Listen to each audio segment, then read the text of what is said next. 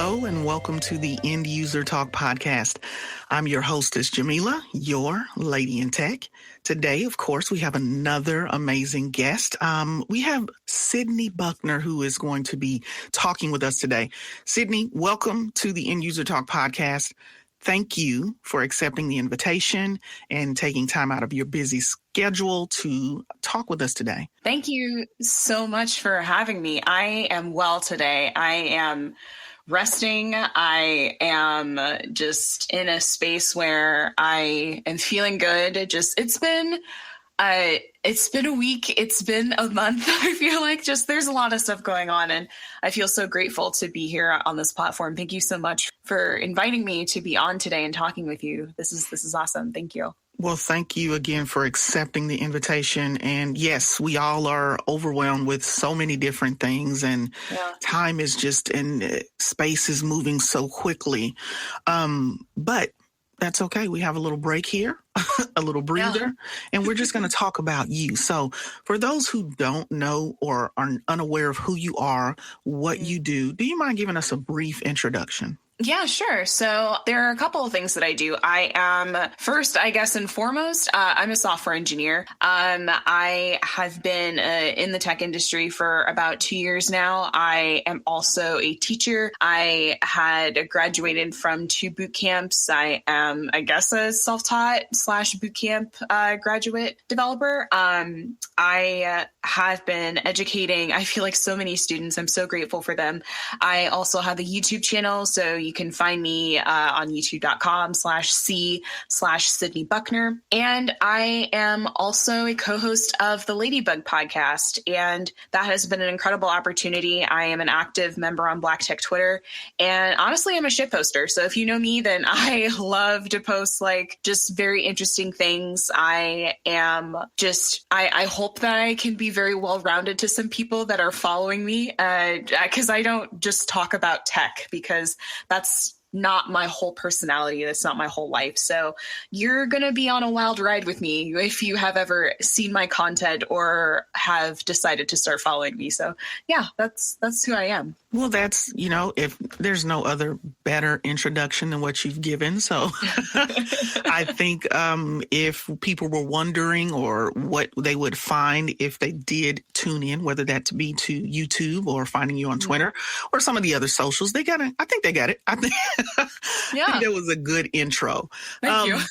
So you do a lot of things. Yes. Of these things you teach, what is that experience like? So honestly, technology within itself can be pretty daunting for the average individual. So those who are seeking your assistance or training, are these individuals newbies? Are these people professional? Or is this like a brush up? Yeah, so I think that depends. I feel like most of my audience has been inspired by my content on how to become a developer and what exactly the tools as well as the mindset that you need to become a developer. And that is also with my students that I teach as well. So I teach at a nonprofit organization, Launch Code, that's in my local area. And we help educate students, specifically adults, how to code and how to find positions in the tech industry around my local area. And so I'm so grateful to have the opportunity to come back and teach with them again. And I think that what people kind of revolve around me or come to know me and be a part of my audience is that I tell people I'm very honest that with my content creation, you're going to see tech stuff. I am involved actively in the tech community.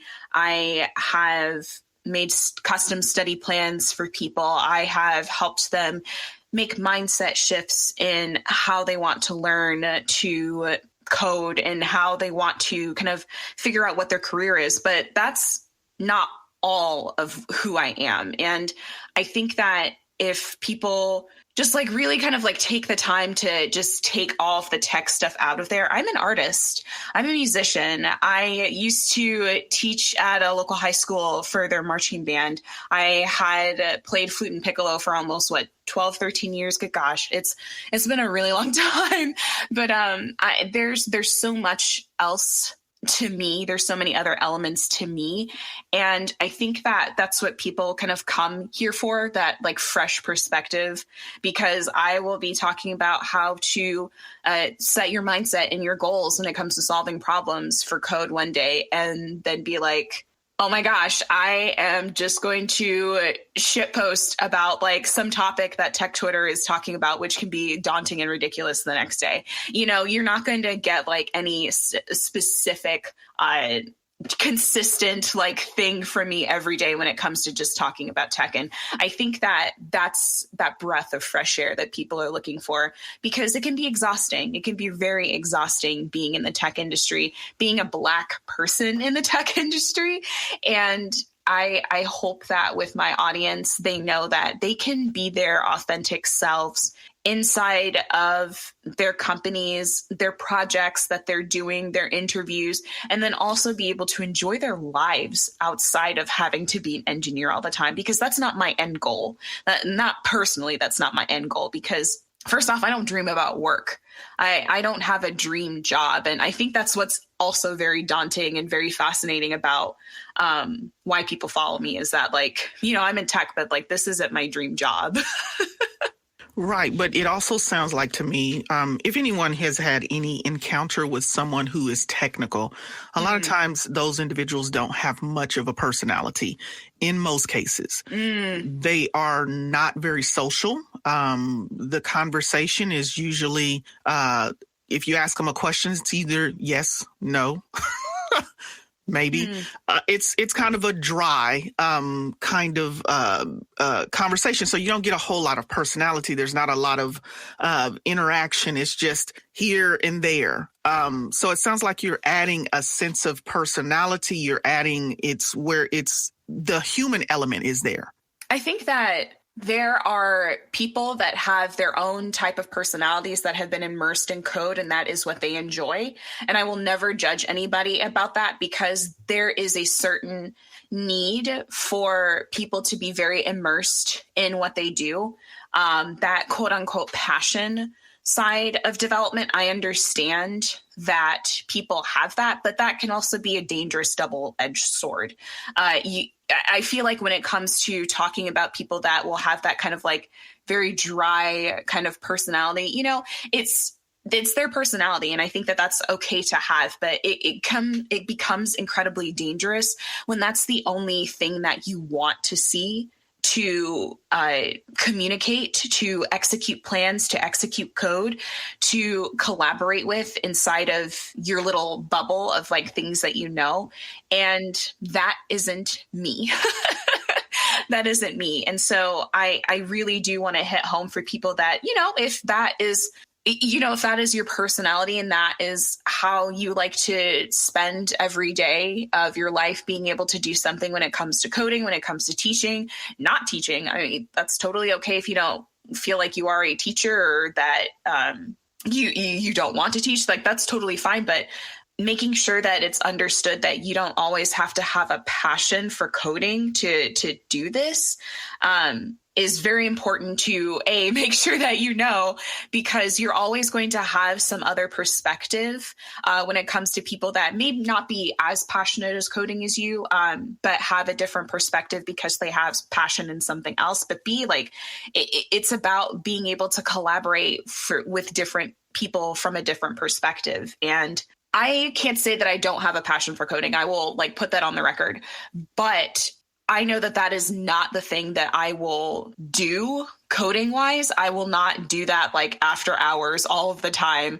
I don't think that it's something that I would be very happy to be doing, like studying or making an app outside of work hours, because I play video games. I'm a Kingdom Hearts stan. I'll also put that on record. I absolutely love that video game. I want to start streaming. I want to start streaming me just like playing video games because I'm a very casual gamer. I used to go to anime conventions all the time, like through elementary school to high school, because my mom was really cool and let us do that. But, I would love to start doing that again. And I love reading books. I love drawing. I love dance. I love yoga. I love to walk. I love to meditate. There's so many other things that I love to do that don't necessarily have to do with coding. And that helps me reflect on the problems that I have at my workplace while I'm doing my job and things. And so my opinion and my assertion of solutions to problems when it comes to my job is just as important to somebody that has like hours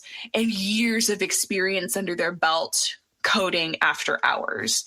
And I think that people will have their own personalities. That's great. But to not shut themselves off from other people that are going to be doing different things, and you just need to code to be able to do this. That's not the case. That's not the case at all. Exactly. We definitely have to have the term is today using work-life balance. We definitely need to be able to exist or coexist outside of whatever our main working roles are. You got to go out and jog and, I don't like to jog, but I don't like either. I don't like jogging, but we could ride a bike. You can walk, just take in, the world around us and get out of that, because there is a such thing, some people have the thing about writer's block, and I'm sure that's a thing in the coding world, right? Absolutely. I think that the one thing that I always tell my students is that, one, there's not a dumb question. Everything isn't as easy as people will say that it is, because that is very subjective when you say that something is easy, especially if you're talking to a person that is new to the job or hasn't dealt with any frameworks or a certain style of coding before. But I will also tell them that sometimes if you just like get stuck, it's always good to write it down. Just kind of write out like where you're stuck at, what you think the problem is, what steps have you done to try and solution, but also then go sleep, like go eat something, just like walk away for a minute, go play video games. Like it doesn't matter. Just like walk away just for a second, because you never know what you need to take in to decompress, to finally come back and see that the solution is a lot more, not simplistic, because I don't want to say that. It's going to be more in your face than you think that it is. It's going to be just like right there within your reach. And, you were tunnel visioning it a little bit. And that I think that that's a concept for everyone. I have creator's block all the time when it comes to YouTube videos. I love to proclaim that I have 6 months of content, like in this Trello board. And I do, like I have ideas, but that doesn't always mean that I'm going to cherry pick from that specific list. Whenever I'm inspired and I want to talk about something, then I will, because that's what I want to talk about. And I don't feel bad about that, because I know that in my heart, I want to make sure that I'm feeling good about whatever I put out there. And it doesn't always have to be technical. It doesn't always have to be, I am going to show a coding tutorial, because who cares? Who cares? So like everybody else is doing it. Why do I have to be doing this? It's not, it's only going to be there for people when they want to like Google search about like a certain problem, which is totally fine. I am very grateful for all of these resources out there. But for like everyday life that people are going through, especially when they're on the road to like learn how to code, to switch jobs, to do whatever, that shit's boring. I don't care outside of like trying to solve that problem at the time. And this is real life, man. Like you're going to have a lot more feelings and expressions kind of going on with yourself outside of coding, and they can still be parallel. And I think that that's what I want my channel to be like, is that there's more to it than just coding solutions and tutorials and things. There's a lot to process being human and being a developer as well. It's still a job. It's still a job. And then, also, and just to get back to the fact that technology itself can be so overwhelming, even on the basic side of the spectrum of technology. Just being able to allow people, especially people who are new to a channel, they're looking for new content, to be able to see, oh, she's a techie person, but oh, she also likes to do this or that. She likes to bake, or she likes to talk about her day, what she did in a particular day, kind of like a journey. A journal or a vlog, if you will. So that also helps get others. And then sometimes you just need a break. Sometimes I don't want to talk about this particular thing all the time. I just need a wind down time. I need a timeout. To focus on something different. Now, with that being said, as far as tech is concerned, and I can only speak for myself. Right. I am a technical person in nature, and I have flirted with the idea of coding and programming. Sure. Unfortunately, I've not had the best experience with finding something that would suit me and my learning style. So I learn as follows. I have to see, do, and then read. Okay. Not necessarily in that order, but that's how I am. And I've noticed that I'm taking part in some boot camps. I looked at those and tried to decide, do I want to go and take out another loan and get a degree in computer science or whatever? And a lot of the things are more boot camp or that style, and you have to have some sort of experience. And I want to learn it. I do. I think it is so cool. But I don't know with a person like how I learn, how do I find my... I love this type of subject because people realize that they have different learning styles and they're wondering if coding is going to be for them. And I truly do believe that if you have the dedication, if you want to do it, if you have tried it, you're curious, you're interested, then it can be for you. It can be for anybody. However, I will say that you don't necessarily always have to code to be in the tech industry. You have so many other roles that encompass what people do to create software, to create a product. And I guess like the celebrity kind of notion is that, be a developer and you'll make money. Sure. But also product owners are people who collaborate with the developers as well as the business leaders to get a certain product out there in the open. And the business people give the product owner the qualifications of what this product needs to be like, and then translate that to developers. There are scrum masters out there. These are people that coach these teams, these developers, to help have a more collaborated system. They help with their goals, to articulate their feelings a lot better, especially when it comes to executing what exactly the end user needs. And they're business analysts that will also help kind of close the gap between people that are having the relations between the business, having to execute code, test code. There are different degrees of how you can be in the tech industry, even like freelancing. There's so many things that people don't realize that you can do when it comes to the tech industry that doesn't have to involve coding. I will also say that when it comes to the learning side of being able to code, I am also in a similar way when it comes to my learning style.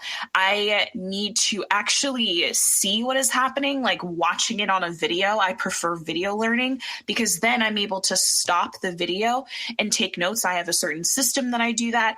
And then I need something to read. I don't love textbooks. I think that they're incredibly just insignificant because I get bored. I love reading books, but textbooks are boring to me. So I need to actively be able to see what is happening so I can do it and then try it on my own and then try a couple of things again and then write it in my notes and see what happens. And I have different resources that I have recommended people that are on my YouTube channel. And just, it depends on what you are really wanting when it comes to that dedication and your goals. I think that some people also need to realize that if your goals and that like productivity side is not aligned with like how you learn, that is also going to not help you in the long run when it comes to being able to sit down and actually focus and study. I truly believe that there are resources for everybody out there for their learning style, because mine is different from everybody else's. I think that Twitter has like officially diagnosed me with ADHD. Haven't gotten that tested yet or anything, but based on people's symptoms and how they're so similar to my own, having to forget things when I like walk into a room and just being very meticulous and organized, and sometimes like slow to kind of like think of an opinion or to actually execute my thoughts in words because I'm still processing that. Those are very apparently common symptoms of ADHD. So I'm going to need to get tested by my doctor, but there are so many ways that people can get into the tech industry, and it doesn't have to involve coding at all. It'll involve a little bit of talking with people. It will involve a little bit of collaborating with people, especially developers. But there are so many different ways that people can get those resources that they need. And if anybody has any more questions about that, then let's talk about it. Let's absolutely talk about it. Well, I love the way you segued into programming and coding isn't the only way for you to launch a career into tech. Mm-hmm. And you know what? I think that is very, very, very important. And it's a good foundation to have to let people know that the tech world is broad, first and foremost. Yes, very much so. Yes. So if you can kind of, because I look at it like this, you have people who are my age. Now, I'm a mother of 3 daughters. And at my age, you know, trying to start over in another career also can be, you know, alarming. Daunting. Yes. Yes, it can be scary because you've been doing one thing all of your life, you know, and now it's like the world requires, just to work, it requires so much knowledge. It requires so much experience. And absolutely. Then there's age discrimination. And for you to think about, you know, in order for me to get in where I fit in and then make the income that I need to make in order to survive, I got to go learn something new. And not knowing that there is a broader spectrum to this tech world and where I can fit in and actually be comfortable, enjoy, and you know, it be something that I can earn an income off of. Yeah. I appreciate you for mentioning that, because it is very hard because you only see one side of things and you don't realize, oh, there's database administration or there's project management. There's like Salesforce is a big thing. You got the cloud, but there's even when you're learning cloud technology, there's so much in that even, you know, it's especially like with having to keep up with those certifications and things like, oh my goodness. Like I know that I will need a couple of them in the long run, especially with like CompTIA and everything, potentially AWS. And I'm not ready. My body is not ready to just be like, let's just go on just the study spree. Because I fucking hated school. I hated school. Studying and being disciplined. I think that, you know, I think even with me now, just being disciplined. If the one thing that I do appreciate about school is that you have a structure. There is coursework. So you know that this week, this is the plan. Yes. But I'm going to just be honest with you. I have spent so much money on Udemy courses. Oh, yeah. You know, because they're cheap. You know, there's $10. We've got a $10 sale. I've got the JavaScript programming for beginners. I've got AWS. I've got cloud. I've got even MySQL. I've got all of those. But because I am not disciplined enough to sit and watch this video, and it's convenient. I could put it on my TV. I don't have to sit at a desk. I could do it that way. But because I don't have somebody telling me, Jamila, this is due in 24 hours. There you go. You fall off into that realm where there's no sense of urgency. And I'll get back to it.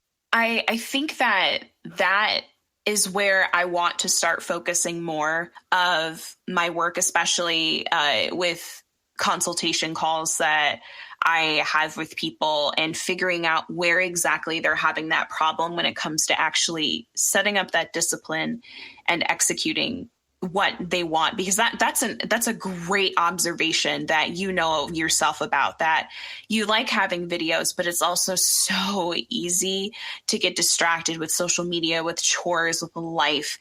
And so where can we set those boundaries to give yourself that space to, one, start building that foundation to set up your goals, to start executing them, and then also give yourself that time and that space to not only give that other work that you feel is distracting or preventing you from sitting down with these goals, like where can we give you that space to be okay with giving that to somebody else, giving that to your children and things. And I think that with women, that's especially a really hard case when it comes to their involvement in learning how to code. I know so very many people, a lot of my clients have said, like, you know, I have a child, I have my partner, they're doing things, you know, it's a part of the household where I can't focus. I can't sit down. I can't do this. And it's like,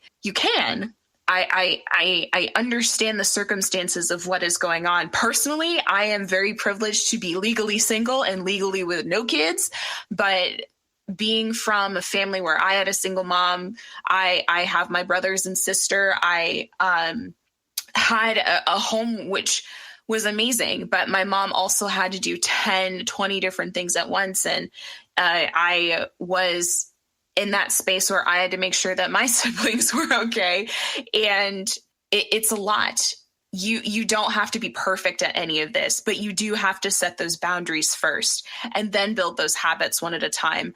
And one of the resources that I love to give out, because Atomic Habits is a great read, but depending on like where you are when it comes to that like step of motivation, it's like, it's bullshit. It completely like breaks down to not really the essentials of like how your mindset needs to be all the time when you're unmotivated, when you feel like you don't have those like correct boundaries set up. And I think that Jen Sincero, one of my favorite kind of like motivational authors, is really good at making sure that it's understood that those boundaries have to come first before you're even able to execute anything. And so thinking more kind of holistically about what you're wanting to do and how you are willing to set those boundaries up for yourself, kind of one thing at a time, very slowly, very gradually, is where I like to start first, I think. You mentioned Jen Sincero. I actually have her audiobook. And yes, you know what? I'm not a person that listens to the Tony Robbins and the Rich Dad, Poor Dad. I'm not the person that subscribes to the motivational speaking, self-help type of genres, if you will. I'm not that person, but I will tell you that Jen Sincero, I really, really related to her style. Now, I prefer audiobooks. I can read. I don't really enjoy reading. Yeah, that makes sense. But the audiobook I do really enjoy, and I love hearing, because she's narrating. She actually is narrating the book. Yeah, and it's like she's talking to you. Exactly. She's talking to you with a glass of wine, and she's like, bitch, what is your problem? And it's so, and she speaks to you in terms that you actually understand, and you can, it's you being accountable for you. Yes. And you giving you the okay and the time, the opportunity, and really, you know, soul searching. Because everybody says these blanket things where, you know, the sky is the limit and you can do what you want to do and the world is your oyster. I mean, we know all of those phrases. We know all of the affirmations. But when it comes down to it, you are your only roadblock or your only hurdle, right? Absolutely. So I like the way that she basically says, you know what? You could listen to this book or read this book all the way through. Yeah. But whenever it gets to the end, it's up to you to make the decision to execute. to apply. You Yes. know, it puts the responsibility back on you because, yeah, sure, I could blame the fact that I'm a single mother and I'm raising kids and I'm working maybe one or two jobs, or I just don't have any time in the world. But reality says that you make time for those things that you consider important. Yeah. And that's it. Some people would disagree with us and think that that's like in a spot of privilege. And I would agree in some aspects, because I really hate when people are like, oh, Beyonce has 24 hours. And so if she can get shit done, then so can you. And it's like, but also like she's getting paid to entertain millions of people and has a platform where she's just able to spend money on like an army of nannies, probably production assistants, producers, blah, blah, blah, like everything that you can think of, she's able to pay for. But it has to start with figuring out how you can be more creative on delegating those tasks. Even if you are not in like that space of privilege, like Beyonce and whatnot, but there are ways. You gotta understand that there are going to be ways, and you have to make the decision to be creative and figure it out. Right. And it's really just reassessing. Yes. It's just reassessing your life and deciding on, you know, this 8-hour day, or if you're looking at a 40-hour week, where am I going to plug in time for me? Yeah. And that's that self-care thing. And time for you is you just taking a moment, you know, if that's right now, all you can afford is 30 minutes. You know, you take that's whatever. Better than nothing. It's better than nothing. It's better than you running yourself ragged and what is it called? Getting burnout. Yes, because I've been in that space where I was at one of my boot camps and I would look at some of the homework and code and things for 30 minutes during the day, like during my work hours and things. I would look at it during lunch if I could, if I wasn't like answering calls. And this was way before I became a developer and things, but I would be at practice from 6 to 9 every night, and then would go back home, and I wouldn't go to bed until like 11 or 12, just because I wanted to make sure that I had some time to myself to, first off, disengage, not talk to anybody else, and then figure out, okay, what am I going to do when it comes to studying this part? And I feel like that is in such a crazy like privilege, a space of privilege for me to say that, but you have to make the decision. You have to make the decision to figure it out. That is the first step. Then making the boundaries, and then just doing it, just seeing what works. And if it doesn't work, fine, find another way. Because if you really want this, if you truly, truly want this, you're going to find a way to do it. And you're going to find a way to get help to do it as well. And that's another thing, because no one can do anything by themselves. And just Absolutely speaking, not. you know, I love Beyonce too, and I love her work ethic. And absolutely, you know, I mean, she's amazing. But even with that, I mean, she would even be honest. If you've watched any of her documentaries, you will see that she too has a difficult time finding balance, being able to give enough time to her children, and giving enough time to her husband, and then still, because work has been her whole life. Absolutely. And the benefit that she does have that most people are striving to acquire is the fact that she's doing something she loves. Yeah. Not many people can say that this point in this space in their lives, whether you're working your dream job, or if you're working for corporate America, or if you are an entrepreneur, whatever it is you're doing, there's a small percentage of everyone or people that can't say that I'm doing exactly what I love. So the work, the time that I put in, the sacrifice that I'm making, I'm enjoying. I don't mind it. Yeah.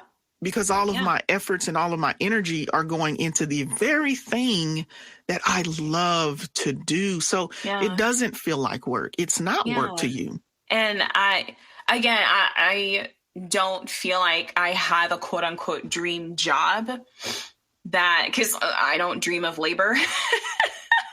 I don't dream of labor. I don't think that that's a thing, but there are certain aspects that, yes, I think that people don't understand is that like those goals that you're hitting, those like little things that you want to do that you love, like that this can always be possible. You can always make some type of money doing those things, even if it's just a little bit, and figuring out those ways to get yourself to a point where you can make more money off of it and then more money off of it. That's amazing. That's kind of an amazing journey that I'm going on to myself, because gun to my head, if I think about like what I would consider maybe a dream job, I would be teaching people more. I would be streaming on Twitch all day, playing my favorite video games and like getting like paid really big bucks for it. And just being able to talk about how my journey has gone from not only just tech, but helping people kind of beyond that, and and having that privilege and that space and that platform to give people those like little tidbits of information that will inspire them to do other things with their lives. That's not just about tech, definitely tech included, but it's those little ways that count, and those little things will help you get to that dream job. And I believe that. And I feel so blessed to be able to help people with that, whether coding is their dream job or just something that, they're interested in and they want to get paid with it. And yeah. Well, and I'm so glad that this conversation hasn't been completely tech engulfed or involved, because I don't want to lose individuals who are not technical. Whatever you're saying in the conversation that we're having today, really, it can be applied to any aspect of our life, to anyone, young and old. And that's what I can appreciate about this conversation, because you're not so one-dimensional that, again, as you stated, your life and your thought process is tech, programming. It has to be more than that, because whatever you're focusing on and whatever it is you're trying to build yourself to be, you have to be able to be flexible. Change has to be there, and you have to be able to adopt it. No, it's not convenient. It never is, right? Change can be scary. It takes you out of your comfort zone, your element, but you've got to do it sometimes. It's just, we got to break some of these cycles that we're having, because to be perfectly honest, maybe because you are so unwilling to change is why you're not seeing, I don't want to say success, but progress, maybe. There you go. Progress. You're just unwilling to waver. You're not malleable or. That's what my business coach, Ari Hale, keeps saying, is that like your competitors are like, they're showing up, but they're not doing as creative work as you, because there's a certain line that you're still like wanting to kind of stay on when it comes to your comfort zone. And that's not how we do things. You've got to start thinking of like, yeah, I'm scared, but fuck it. Do it anyways. Y'all. Exactly. That's so funny you mentioned Ari. I interviewed her. Honestly. Oh, you did? That's so awesome. I did. I just interviewed her, and I'm looking forward to hers as well, because she was a wealth of information. She's eye-opening. She's fun, and she's just no nonsense and very real about the situation, and also just making sure that you are in alignment with whatever is coming out of your mouth. The alignment is there and it's tangible. So she was fun. I think that with her, just kind of like, this is an Ari Hale Stan account.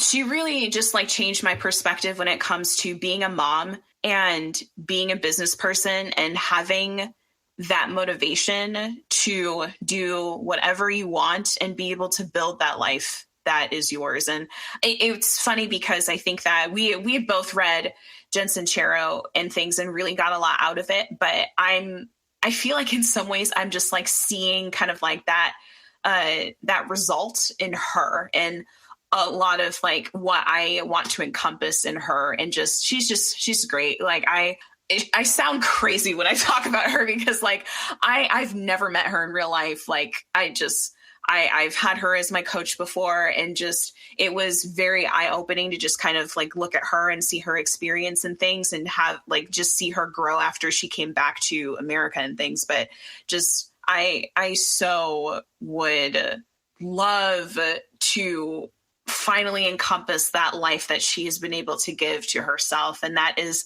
living in her truth, first off, but also making sure that she provides a safe and comfortable and a lively just environment for her child as well as for herself. And I definitely, I'm not there yet, but I hope to live in a truth that is similar to hers, but for me and for my definitely life. Yeah, specific. Yeah, and I agree. And just if you go to her website and you read it, you'll just see that she is speaking to that parent. She's speaking to them and saying that you can do all of that and you can have all of these things. So yeah, no, this isn't a Stan account for Ari, but you can't help but, people who have made an influence or an impact on your life, your thought process or your perspective, you can't help but mention those individuals. So I too hope that, with my podcast that I can be that for my daughters. I want, and speaking to young women like yourself, Sidney, I'm going to be honest with you. When I stopped doing my podcast, I stopped it because I got discouraged. Yeah. And I mentioned that to you briefly. Because, when you believe in something and you like, you know what, the information I'm providing you is good. Yeah. Why aren't you, I mean, now mind you, I'm not seeking fame. I'm not necessarily seeking monetary. Now, clearly, if that comes my way, I'm not going to turn it down. Oh, yeah. But my real motivation is I want to help you. I know something. Yeah. And I have this information that I can help you from falling into pitfalls that maybe I fell into. And I know how scary technology is. You know what? My mother is afraid of she doesn't want a smartphone. That's how, exactly. She is so afraid of the internet, and because she looks at the news too, she hears hacking and identity theft. And now I have to help her with those things. I had to create her email account. So I do that tech side for her. She doesn't want any parts of it. And because I know that there are people out here that are living in that same type of fear. Yeah. I had some information that I wanted to share with them. Yeah. Unfortunately, those are the same people that are not on the internet.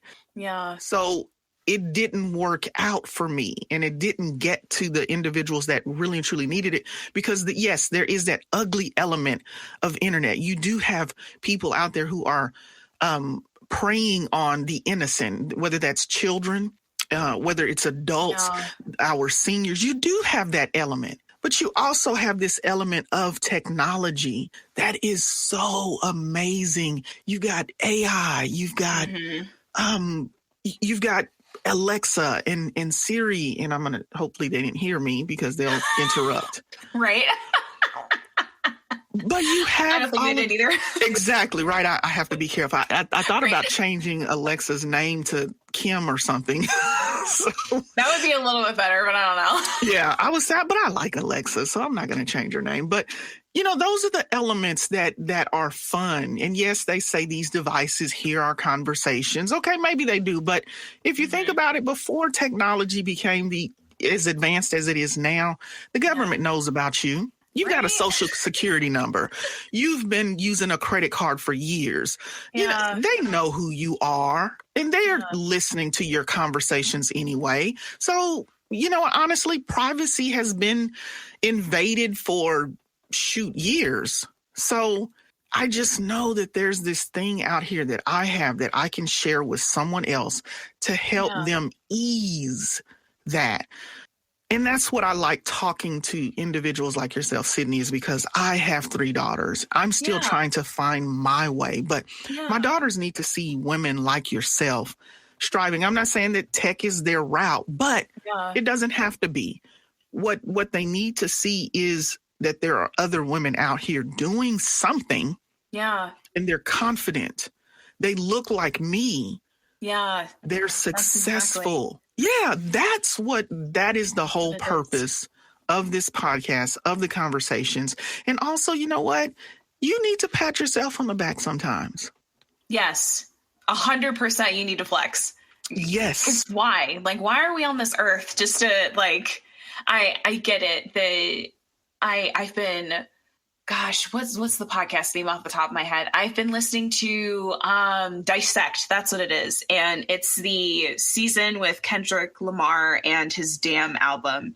And it's this dichotomy of wickedness and weakness, and how when you choose wickedness, there is a frame of sex, money, and murder, and what else? Having to flex your fame and do all these like very shallow tendencies. And then for weakness is that you are putting yourself to sacrifice for others, to have people kind of rise above you and protect them and things. And I have realized that I am in a space where I want to give back to people, but I don't want to be choosing always that quote unquote weakness, that I need to always be sacrificing myself and my time and my soul for others. Because why am I here on this earth then for?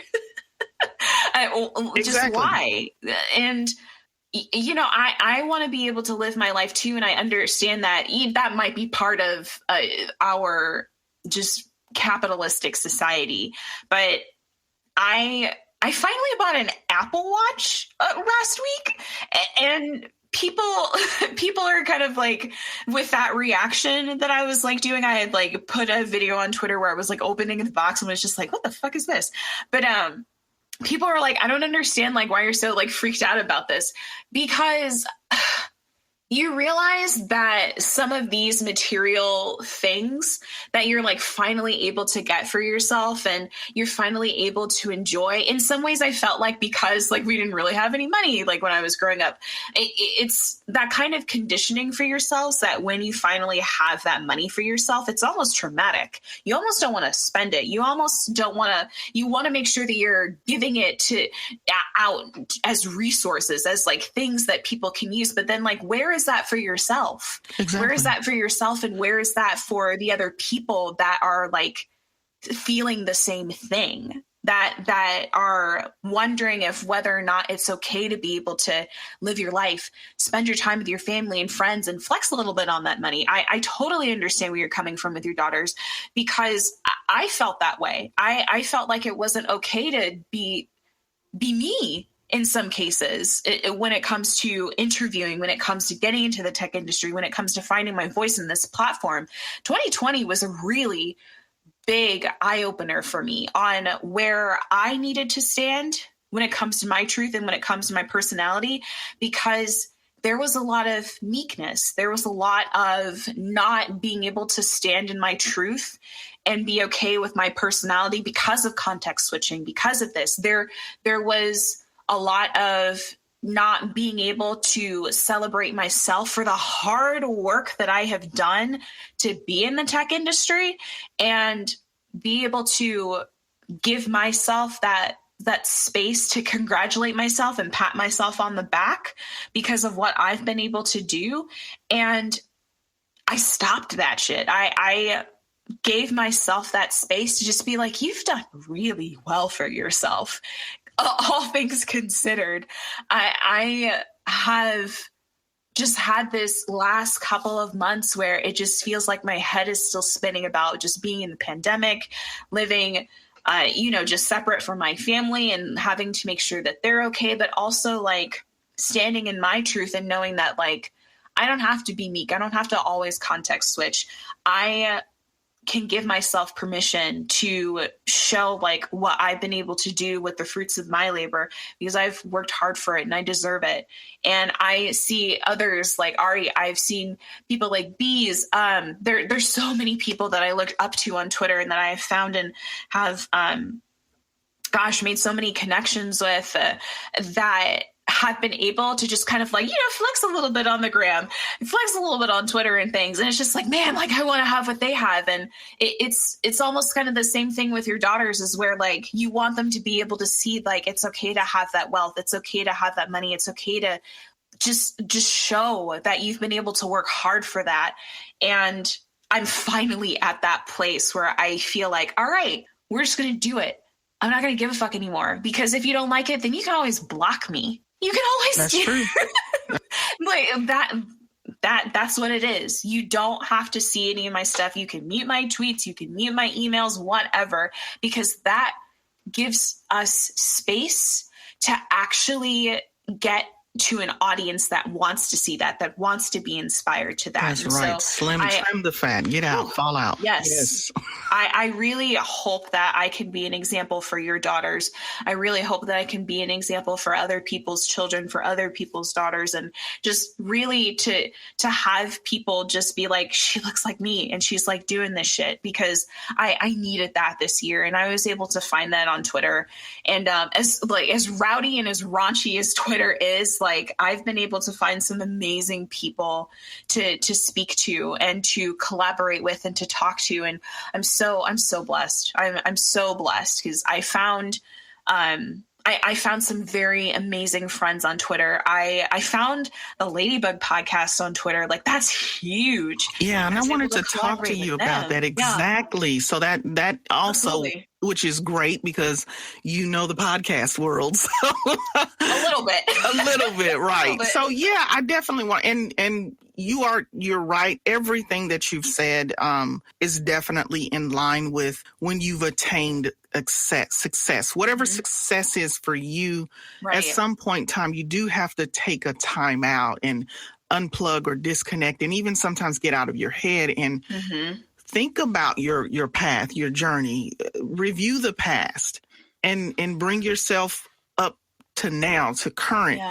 And sometimes we do have to take a breath and appreciate, because unfortunately, unfortunately in the Black community, and even sometimes with Black women, we have this thing where we can't really be happy for another person because of envy, or because, well, I'm doing that. How come they're successful? I mean, I'm doing that same thing. I said the very same thing that she did. I mean, I was doing it before she did. So we can't, it's that crabs in a barrel mentality.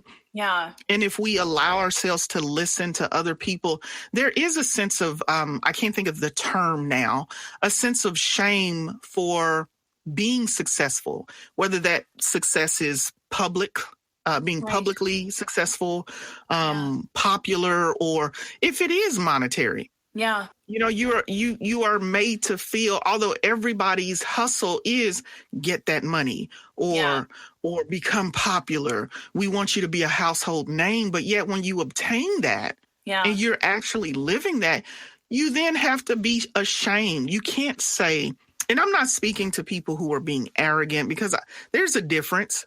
Yeah, absolutely. There's a difference in arrogance, bragging, versus you truly being appreciative and wanting to share. And you do need to be careful, because you have people out there who their intent is not good. Sure. But I think that there's a happy medium for you to be able to express gratitude, appreciation, and pride within yourself. Right. And others see that. Yeah. But yeah, I just, it's one of those fine lines that we have to cross, or that we end up crossing when we're trying to decide, who do I want to be in this life, and what do I want my life to look like? Yeah. And it's a double-edged sword. But let's talk about your podcast. How did that come up? I still don't know in some ways. Because the timeline, I guess, is that, like, I had been collaborating with a couple of people for just like different like guest episodes on different podcasts and things. And I guess that was when I was starting to get traction in 2020, where people started actually like looking at my content, looking at my videos and things. And goodness, there was so much happening then. I think that it was in, gosh, when was this? The summer or the fall of 2020, where I had realized that Emma Boston, I really hope that I'm like pronouncing her last name right, because I've been so bad at that. I'm so sorry, Emma. I had been following Allie Spittle for a very long time. I had been looking at her blogs, and it's kind of that silent fan thing. I had never been truly active on Twitter until 2020. And I was just always a silent fan for a lot of these people that are talking in tech, that are doing things. Angie Jones is also somebody that I was a silent fan for a very long time. And I am assuming that Ali or Emma had saw a couple of my YouTube videos, either through Paris Athena on Black Tech Twitter, either Ari Hale, just somebody. Just they found my videos, and Emma was like, she had shared one of my videos, and that blew up. That was hilarious, because I was like, oh my gosh, like what? Like I think that I had gone to sleep that night and then realized that like my YouTube channel had popped off, and I'd had like 50 more subscribers then. So that was fun. And so we had been like talking just kind of in and like on and off on Twitter and things. And so they had invited me to be a guest on the podcast about content creation. So I was talking with Ali and Emma about some different ways that you can also make money being a developer, being a person in tech on the interwebs, that just didn't necessarily have to do with just coding. And that was an incredibly fun episode. It was incredibly great to talk with them. And I was like, man, like I would love to like have you guys like on the channel sometimes and like talk. Like that was really productive, and I really appreciate you guys like just finding in me and wanting to like talk to me, because at that time I was just like, damn, like I am like nobody. Like, you know, I am in like the thicket of just like not being famous in like any way, form, or fashion. So like, how the fuck did they find me? And then Emma was like, why don't you just be like a co-host of the podcast? And I had freaked out. I was just like, oh fuck. Like that's pretty big, because I had never considered doing anything when it comes to being on a podcast. First off, like what? I like doing it because I particularly like the craft of voice acting. You know, that's fun to kind of like talk, and you just in another life, I probably would have been like a voice actor, or at least like attempted to. And who knows, like maybe I will decide to do that and like actually pursue it and see what happens. But it's really not that like interesting of a story. It was just like, we want to collab with you. Like, what's going on with that? Like, let's see what happens. And that just turned into a thing where, you know, I've been able to learn so much from them. I've been able to learn and figure out like what exactly the nuances are when it comes to, you know, establishing a podcast. And I'm in such a place of privilege to be able to talk with our guest stars. I had finally spoken to Taylor Ararte, her last name is now, the Digital Empress, through the podcast. And I'd been a silent fan of hers for a while. I had been able to speak to people about financial planning, about creating your own business, making more content outside of, you know, doing things technical. And that's just opened so many doors to figure out what else that I want to do that doesn't necessarily have to do always with coding. And so it's just been a very good privilege. I'm so honored and I'm so humbled, because it's been such an experience. And actually, we just had our live episode yesterday. We just recorded that. So go to our YouTube channel on the Ladybug Podcast. You'll be able to find us if you search Ladybug Podcast YouTube. So yeah, it's been a ride. It's been great. Well, that sounds exciting. And yeah, 2020, the trash can fire, it was. Something like that. Yeah, some people experienced some, you know, eye-opening opportunities. Others, you know, they're still trying to figure it out. But either way, as I always state, your journey is definitely different, and it doesn't have to be star-studded or. No, and like I think that I'm still kind of in that happy medium where like I've had plenty of opportunities, and I'll also sit in this privilege that like a lot of my family are not affected by the pandemic in like in the ways that they're in the hospital, that they're sick, and you know things are going on and just like they're suffering and whatnot.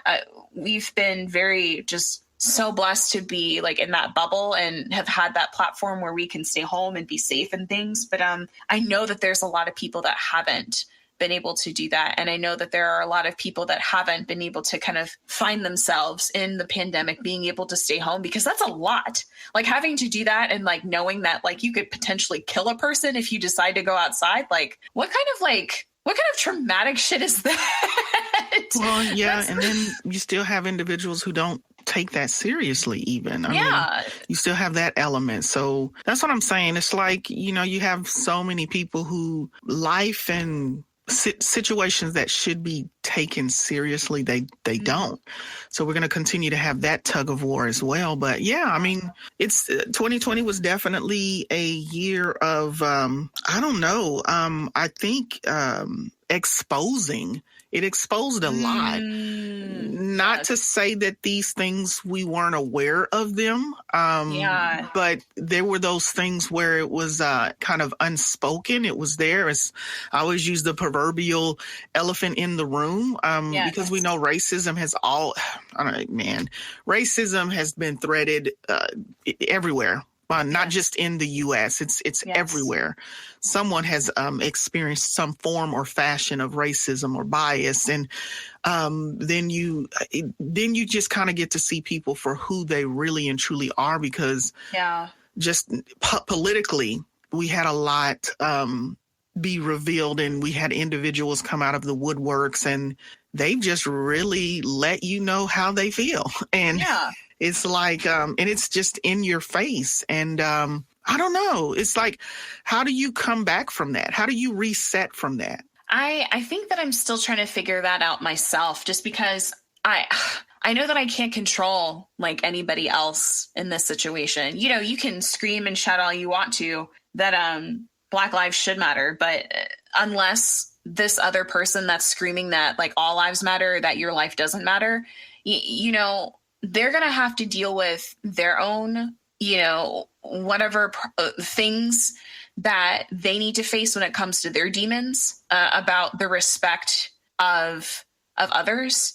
And I think that I think that it all boils down to, like, you have to remember that a lot of these people have been conditioned since birth about this, like, one specific, like, thing that has been taught generation to generation to generation. And so I have had to sit with myself and know to ignore those like negative feelings that I feel when it comes to people like saying these like mean things to me and whatnot. And I'm not saying in any way, form, or fashion like turn the other cheek at all, because I will fuck you up. I am not the nice one on the podcast. I am not the nice one on Twitter, as much as people will like be like, oh, you're so nice and creative and things. No, that's not. No, I have learned that to protect myself, I can be educated. I can give the resources that I can, but it is not my call to be a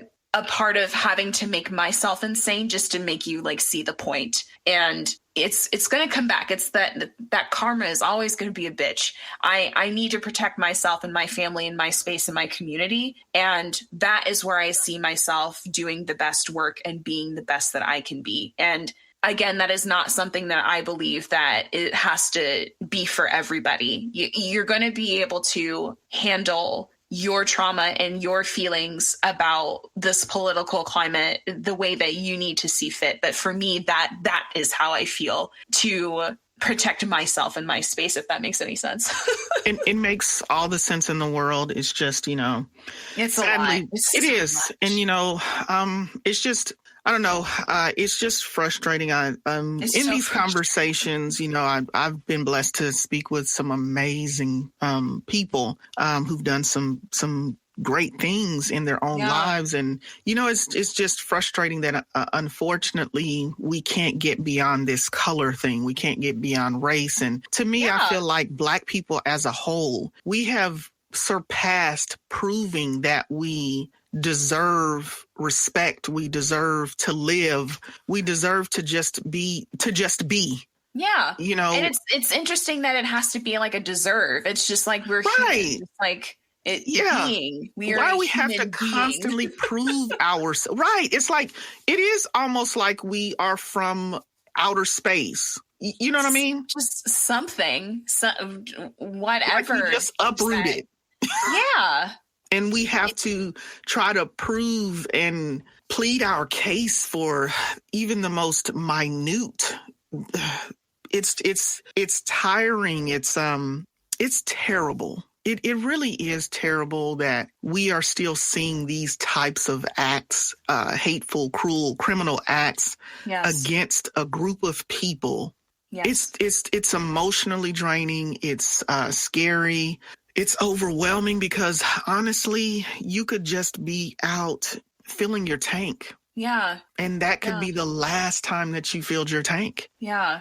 You don't have to be doing anything criminal or invading someone else's space. You could just be living, just being. And that's the... And I can't imagine what you must be going through when it comes to making sure that you're able to protect your daughters from what horrors that like we have to face every day. And it makes me just even more mad having to think about it, because that could have been my brothers. You know, that could have been my sister. That could have been my mother. That could have been anybody that I know and love in my family. And just how are you okay with just ending somebody's life like that? Just, well, you know, there is, and honestly, and it's this thing where we as a people are having to be responsible for explaining someone else's thoughts, their behaviors, and we don't even understand it. Yeah. So I can't explain to you why you don't value a Black person's life. Yeah. I can't even retrain you. But what I do know is what is simple is just respecting. We are all humans. We are all people. We all bleed when we cut. We all at some point we're going to die or expire. But I do understand just plain old self, just respecting and having empathy and sympathy for another living, breathing human being. Yes. We don't have to have been grown up in the same neighborhood.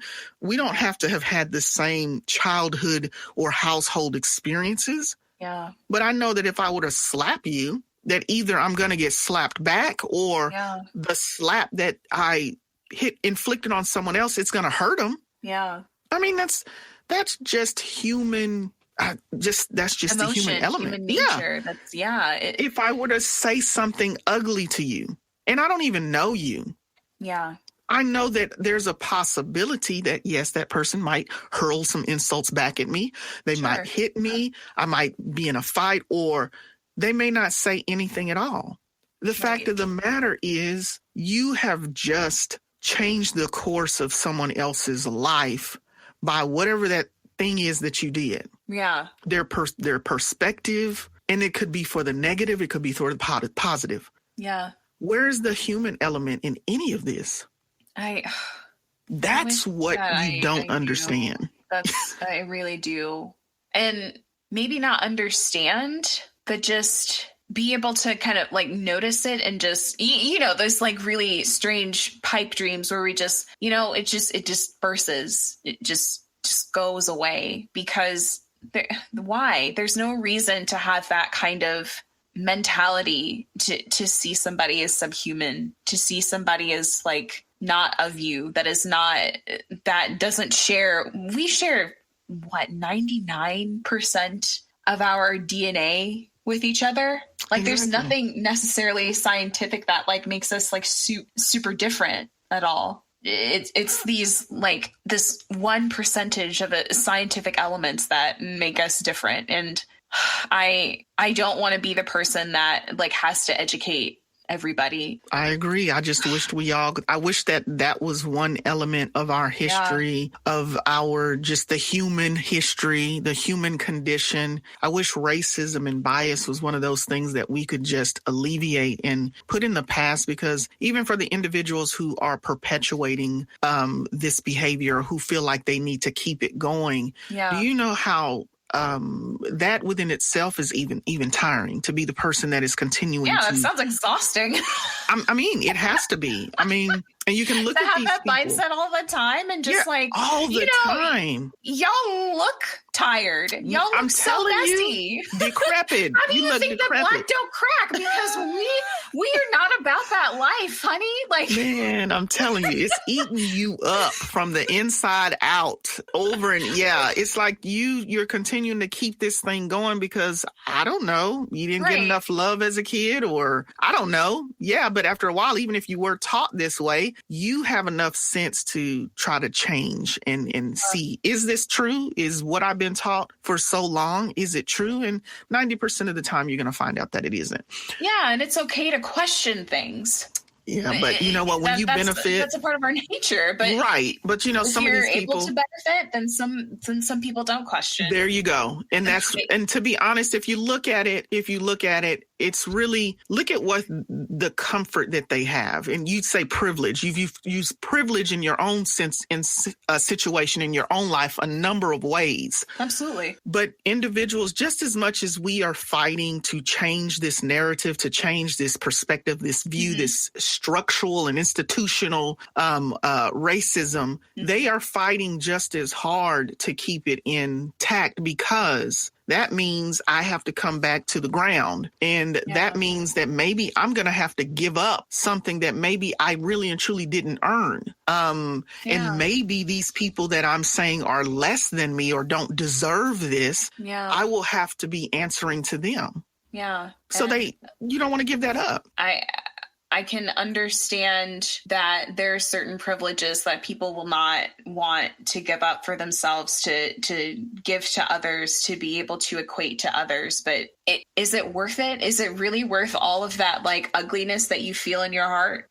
Is it really like just I will make it about humor in this case. Like, is it worth it? Like having all these wrinkles? Is it enough? Like having to have this like feeling that is degrading your mind, literally, like through your mind and through your body and through your soul? I don't think so. But you clearly see these generations that are just spreading all of this like hate and deceitfulness, and just for what? Y'all look mad ugly doing that. Y'all look mad ugly doing that, and just out here for everybody to see. And okay, and it's either we're going to find a way to figure this out ourselves and be able to thrive ourselves in our communities and go from there, because we don't need to have to educate everybody on this. Like it's about having us in our power, I feel like, and not always having to recognize that just these people are just wanting to have all of this hatred and things like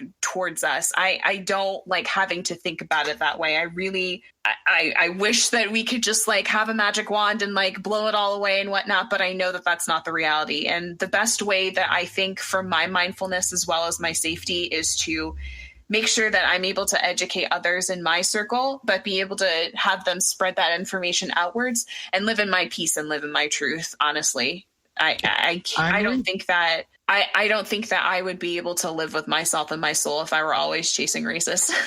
Like, why? And you know what? It's tiring. It really is. Just, it's just like anything else. I mean, it's irritating. It's tiring. It's exhausting. It's overwhelming. And you know what?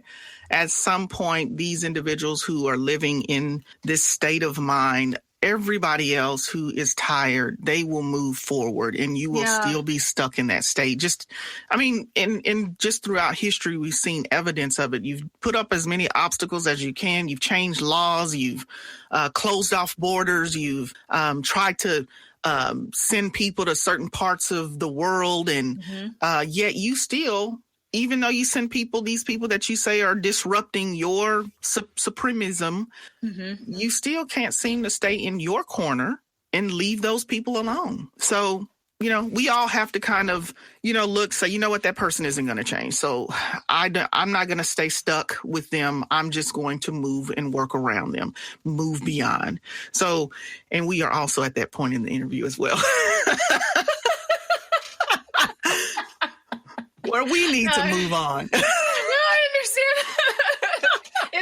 It's a lot to have to think about, and just like it is. I do my best to protect my peace. I want to be able to have this platform where I can talk to Black people and Black and brown people know that they are safe in my space, and I will do my best to, garner a safe space for them. And I think that that's all that matters. And because that's a very just small amount of effort that I can do to return the kindness that has been my community, that has raised me up to be in the space that I'm in, because I 100% have a degree of privilege in my own right to be able to even speak to you on this podcast, to be able to have this YouTube channel and people are actually watching, to hear that people actually like hearing my voice on the Ladybug podcast, to collaborate with so many people. That is quite the privilege that I have, to be able to have people listen to what I say and then be like,